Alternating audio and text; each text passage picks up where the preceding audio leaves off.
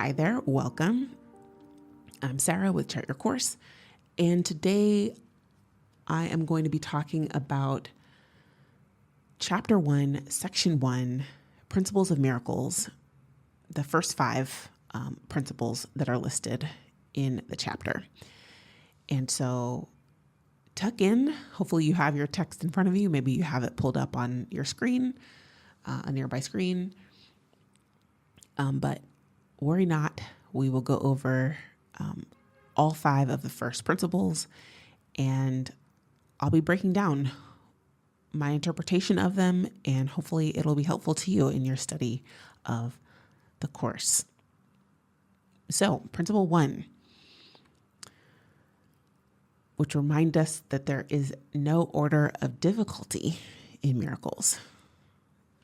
This principle tells us that all expressions of love are maximal. And this is a big one. And it's probably why it's the first one.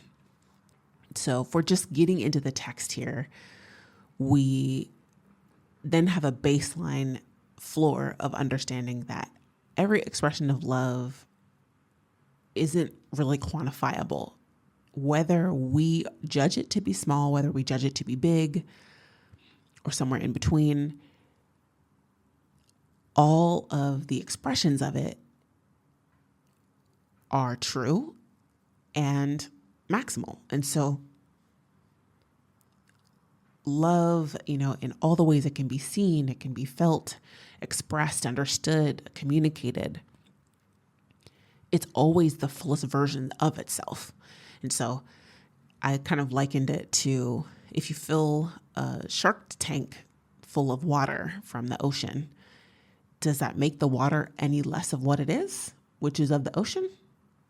Does it become not ocean water once it's out of the ocean? No, it's still of the ocean. What if you fill a few gallons of that water for a regular fish tank, or even a cup, or maybe you just took a drop of water out of the ocean? Regardless of how much water you have on hand, all of it is still itself, no matter what the container is. And so this is how I like to understand Principle 1. We are love-filled beings, and we work the same way. Our actions follow the same principle as well. And so if you have someone who has a spirit and they're alive and they have, love radiating from them, then no matter what form they take, they are no less filled with love. And so,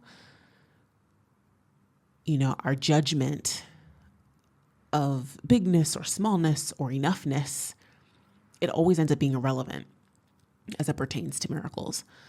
Should we fall prey to any illusory thoughts of lack, it's important for us to trust that the love that backs our expressions will continue to find itself and grow, filling us with certainty and peace of mind, because there's always the opportunity for love to find itself, because that's really all there is. And so, helpful first principle for us to get started: all of the expressions of love are maximal. And so, let's move on to Principle 2. Basically the only thing that matters about miracles is the source from which they come. And so, it's really easy for us to,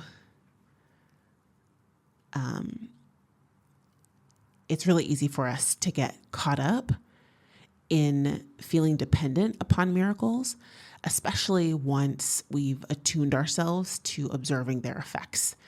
Sometimes I know I can get like this, where I watch a miracle happen and I'm consciously aware of it. And so then I try to set myself up so that I can replicate it, because I want to try to exhibit some kind of control over it. But, that is not what we're called to observe and do. It's not about the miracle itself, even though this is a course in miracles. We're trained to be able to see what they are and perceive them so that we can get in touch with the love that actually backs them. So you could think of it like energy. There are many mechanisms to harness the power of the sun, right? There's like tons of expressions and permutations. There's photosynthesis that plants end up doing. We have vitamin D production in humans that happens as a natural result of sun exposure. We also have photovoltaic effect, the photovoltaic effect, which is the mechanism by which solar panels harness energy from the sun and make it usable for machines. And so these are just some examples of how we can harness the power of the sun. And so if you liken those to miracles, wow, there's in much the same way miracles transfer love, or our expressions of love that collapse the space between the love that already existed. They collapse time as well, but they transfer the energy of love into a new medium and help us observe love's effects in this reality that we're in right now. And so just like with the examples I used from the sun, there's only one sun in our galaxy. And so there's only one source that all the miracles derive from as well. Principle 3, everything that comes from love is a miracle. Also very helpful to know. Miracles beget other miracles, so what is created from love cannot be diminished and must contain the original's properties, just like I was talking about with the ocean simile before. It's kind of like genetics. Miracles are basically remixes of divine love, which I think is pretty tight. I think that's great. Just like we are remixes genetically of our parents and their parents and their parents and so forth. It's similar with miracles. Miracles just give us maybe a fresh take on a love that has always been in our lineage.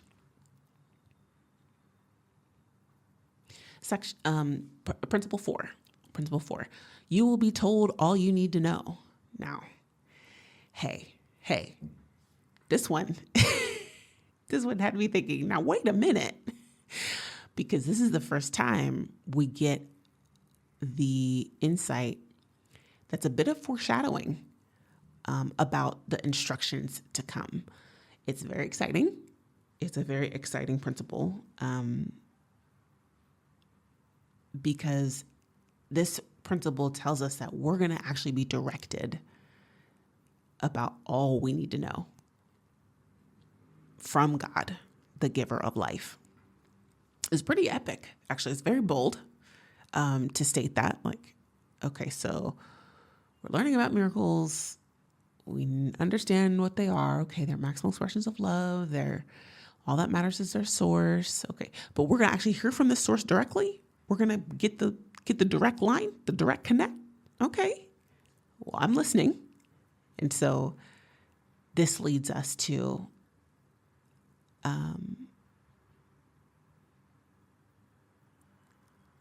being able to trust that as long as we are alive, we know that explicit direction is on its way. It's going to be on its way to us. And so that sets us up for the last principle we will review today, which is principle number 5, talking about how miracles are habits, that they're involuntary, that they need not be under conscious control. They should not be under conscious control. And so I kind of see the setup here with principle 4 and then principle 5. Principle 4 previewed that we would be getting the insider knowledge, from spirit itself. And we would also be getting the context for why we need to be able to follow that explicit direction. And so here we get filled in on what that context is. So left to our own devices, we could be misguided about the miracles we select. Relaxing and letting them occur naturally as they do, what that does is it frees us to be and to live from love. And it frees us to exist without pressure to micromanage our lives. If we think that the whole world is on our shoulders and everything that is happening that could possibly be miraculous is happening because we are constantly having to call it forth, that can get exhausting. And we're not meant to live like that. We're meant to live in flow, in supported oneness with God or with spirit, with the universe, whatever name you want to use.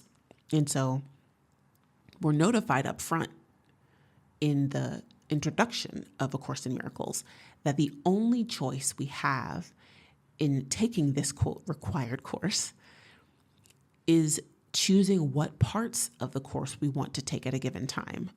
And so that's all well and good when we want to select some lessons to learn and practice our own improved expressions of love. But when it comes to applying that choice or agency over miracles,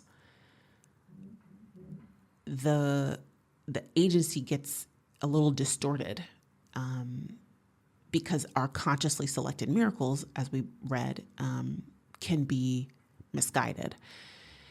And the reason for this is that what's implied here is that we would be dictating to God how we would prefer to receive God's expressions of love. That can be problematic, right? Or, misguided. Over time, learning to relax, relinquish our agency, relinquish our feeling of needing to be consciously aware and consciously in charge of, the distribution or the happenings of miracles, we can actually then relax into just receipt of them, right? And actually live out this involuntary, habitual reality of where miracles happen, and we're not actively trying to make them happen all the time, but they are just happening, and we are, the beneficiaries of them. And as we continue to relax our preferences,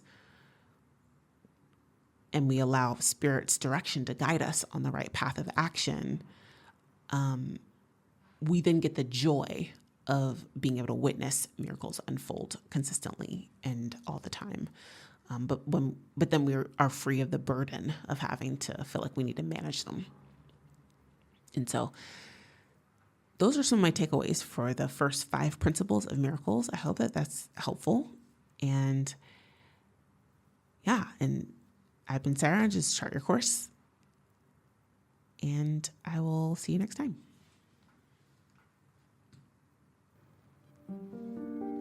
I am full of gratitude that you took the time to join me today to chart your course.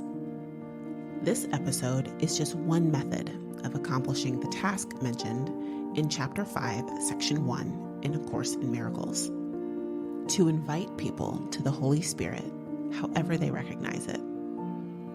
As stated there, thoughts increase by being given away. The more who believe in them, the stronger they become. What are your thoughts on today's topic? Please do share them with me on socials or by reaching out at www.chartyourcourse.faith. Until next time, let us be seen, feel supported, and return home.